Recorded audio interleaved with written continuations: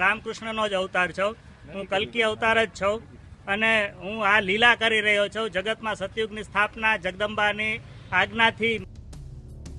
કળિયુગના કલ્કી અવતારની જુમાની સાંભળીને તમે આશ્ચર્યચકિત થઈ જશો, તેમાં કોઈ જ નવાઈની વાત નથી।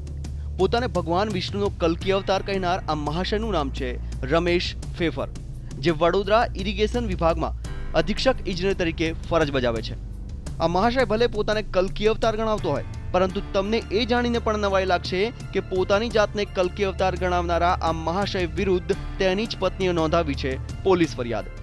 રમેશ ફેફરની પત્નીએ ફરિયાદ નોંધાવી છે કે તેનો પતિ તેને એમ કહીને મારે છે કે તેનામાં રાક્ષસ છે અને તે તેને ઘરમાં ઘૂસવા નહીં દે। પત્નીની આ ફરિયાદ બાદ રમેશ ફેફર ઉર્ફે કળિયુગનો કલ્કી અવતાર હાલ જેલના સળિયા ગણી રહ્યો છે।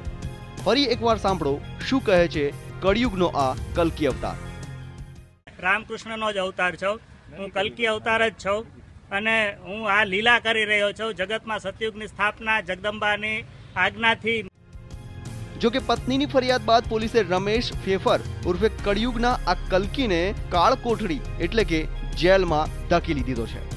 અને ગીતાબેનના કહેવા મુજબ છેલ્લા 10 વર્ષથી રમેશભાઈ એને એવું કહે છે કે ભાઈ હું કલ્કી અવતાર છું અને હું ભગવાનનું સ્વરૂપ છું અને તારામાં રાક્ષસ છે, જેથી હું તને આ ઘરમાં રહેવા નહીં દઉં। ગીતાબેન જો કે નવાઈની વાત તો એ છે કે જ્યારે પત્નીએ નોંધાવેલી ફરિયાદ અંગે રમેશભાઈને પૂછવામાં આવ્યું તો તેમણે જણાવ્યું કે આ તો માતાજીની લીલા છે, જે બનવા જોગ હતું તે બની ગયું।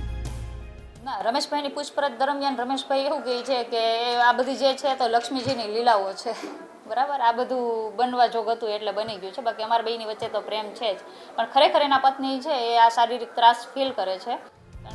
કળિયુગના આ કલ્કીની ગાથા સમગ્ર વિસ્તારમાં ચકચાર મચાવી રહી છે, જ્યારે જગતના દુઃખ દૂર કરવાના બણગા ફૂંકતો આ કળિયુગનો કલ્કી અવતાર જેલની હવા ખાઈ રહ્યો છે। કેમેરામેન કિશોર વાડોલિયા સાથે હરીન માત્રાવાડિયા, ETV ન્યૂઝ, રાજકોટ।